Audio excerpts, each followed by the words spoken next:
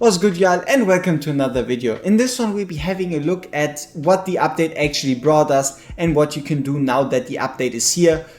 Basically just a what did the update actually bring us, and without it being like a 40-minute video. So quickly, just the major changes, what you can now do, and everything else to keep in mind.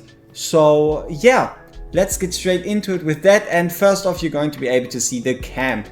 So the camp works very simply. You're going to complete a campaign and you're going to upgrade your mine. So right here you have your mine. The first time it takes like 10 minutes. It's like 5 minutes and 10 minutes and 30 minutes. So what you want to do is always upgrade the mine, and when the mine is upgraded, you want to upgrade your camp and then upgrade your mine again. Next up, you're going to then, for example, unlock here at level 5, 6, 7, 8, 9, 10, all these different things. And what you're going to do is pretty much you just upgrade them. So for example, you bring this to level 3, you bring this to level 2, and then you upgrade your camp to level 5, you upgrade your camp. Basically, you just swap between the different vendors, and then you upgrade your camp alongside of it. Nothing to worry about really there. And then if you're looking for like an in-depth farming guide, you get that as soon as we reasonably have anything close to maxed out camps due to time constraints. So that is the camp system for you. The next big change is definitely the market system, and what you're going to do there is pretty much, if you wanted to, you can buy the mythic pieces right here.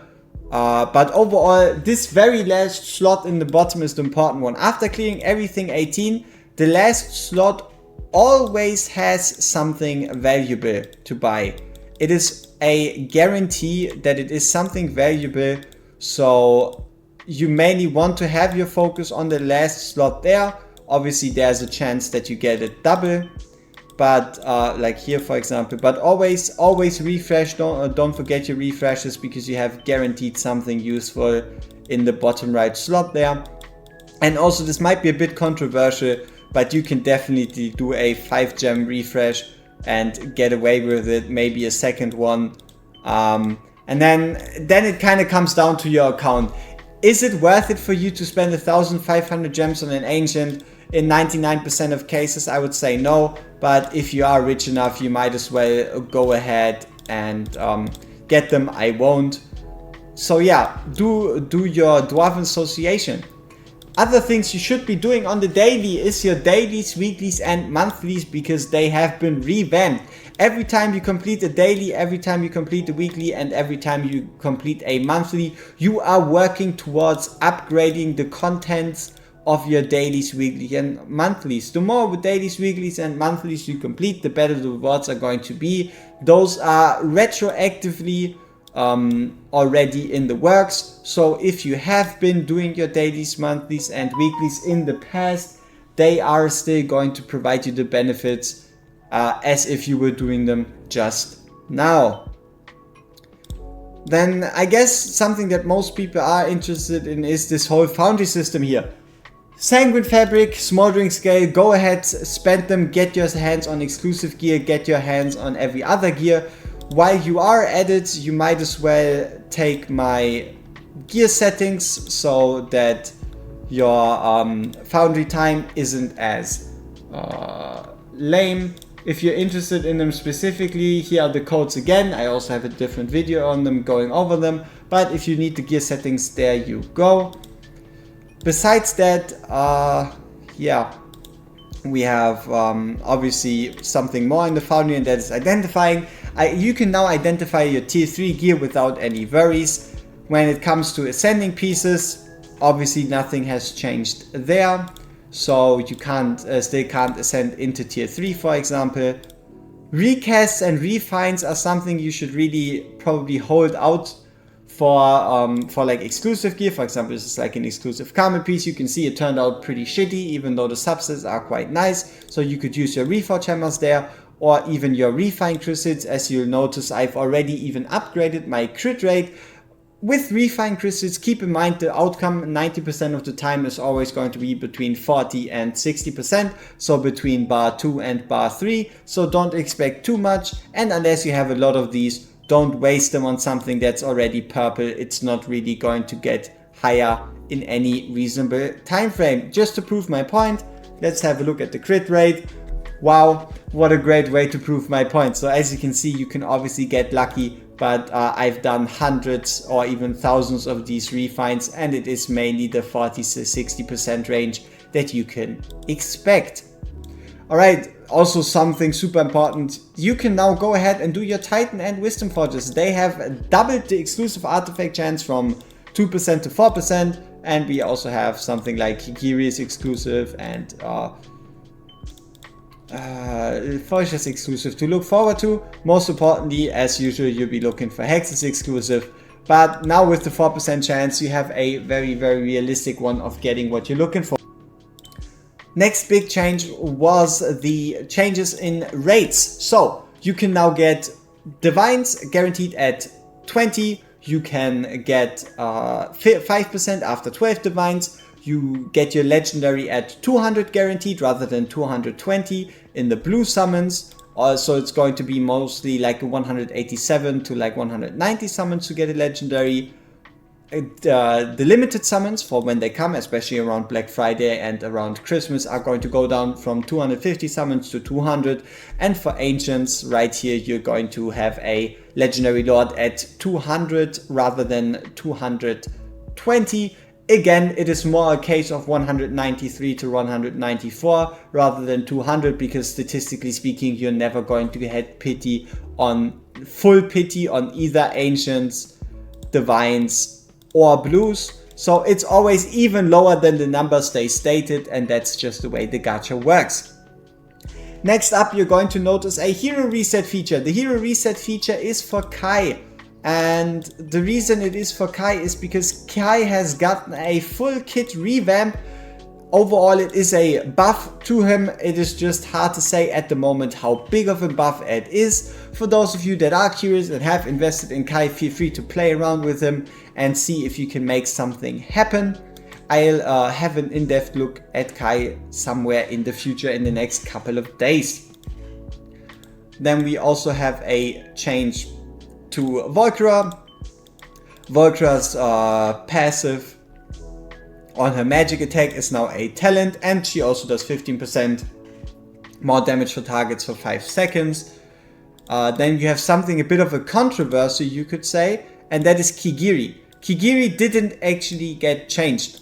There were no changes to Kigiri. The only thing that happened is that they reworded his A3. So it was always like this, but it never stated it explicitly, so they've just reworded it. The way it works is that if you trigger a Sweeping Strike or an Ember Strike, you always have a 25% chance naturally to trigger a Swallow counter, which means he dashes in and he dashes back, blade drawn. If that happens, this 35% damage buff on Sweeping Strike or 50% damage buff on Ember Strike are going to be permanent rather than 10-second buffs. And on A5, you are going to get these buffs every single time you trigger either Sweeping Strike or Ember Strike during the ultimate. That whole A3 is the reason why a A1 Kigiri does 300 million and an A3 Kigiri does 800 million in Guild Boss 2.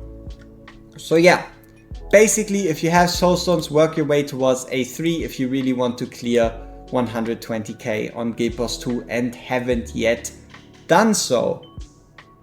There was also a minor change to Oraka, nothing too crazy, but she now inflicts poison rather than something that was called Spider Toxin before. It's nothing too crazy, it's not going to affect Oraka all that much, but we don't want to gloss over it regardless. And then we have the GVG section. So in GVG, you're now going to be able to place in your units. So for example, let's say I just place in these 5 guys for whatever reason. We might as well just do it as a little step by step. And then we would save our, okay, might as well. There we go. We place down all our units and we save these settings. What is going to happen is it is going to save the gear to basically this. And then if we were to deploy a second team and were to deploy ourselves into the garrison, you can pretty much imagine it as snapshotting. So what's going to happen is you're going to set your units with a certain amount of gear, and that gear is going to stay on these units unless you specifically hit the change gear button. So the gear is now going to be fixed. And basically you can then use the gear for anything else, and you don't have to worry about your defense suffering. And then lastly, you have the Gladiator's Gauntlet. Gladiator's Gauntlet is going to be if your guild is in the top 256 of the 5xx server, which 256 goes down all the way to, I don't know, 10% in platinum. Not quite sure. If you are in these top 256, you're going to enter into a knockout style tournament where all the 256 guilds compete against each other, and it is pretty much a whale mania and a stage for guilds to try and beat mad if they are capable of doing so. Lastly, we have chapter 10. You can earn yourselves a divine. Just be mindful of the fact that it is 821,000 BP, which in comparison to chapter 9 part 1 is 200,000 more. So be ready for a rough ride and expect the last boss fight to be, I don't know, around 1 million BP. It's gonna be nasty, but you will be able to get through it, especially with overpowered heroes and overpowered gear. I'll have more content covering chapter 10 coming in the future, but if you're really looking for that divine, feel free to play chapter 10 at your own leisure. So yeah, lastly, that leaves us with the War Room. War Room is basically just a command center where they've now, it's pretty much a one button setup to go to Guild Boss 2, Guild Boss 1, Tide, Demonic Crusade, Void Rift and Void Rift Epilogue. It's just a one click to get to all of them, to kind of clean up the UI. Overall it's pretty nice, but I'm still more used to just clicking on Guild regardless if I wanted to hit those. But yeah, if you're worried where your Void Rift went, it's in the War Room. So I think we pretty much covered everything besides something that's going to come in the near future, and that is, for example, there's going to be a Salazar fusion after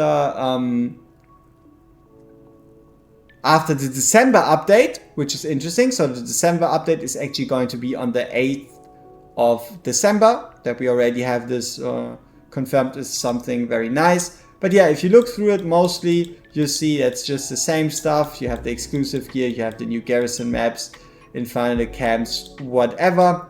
And then there's going to be at the 22nd of November this exclusive shard summon, which gives us an exclusive artifact for Alora, and she really does desperately need it. This has been it, and we see each other next one. Peace!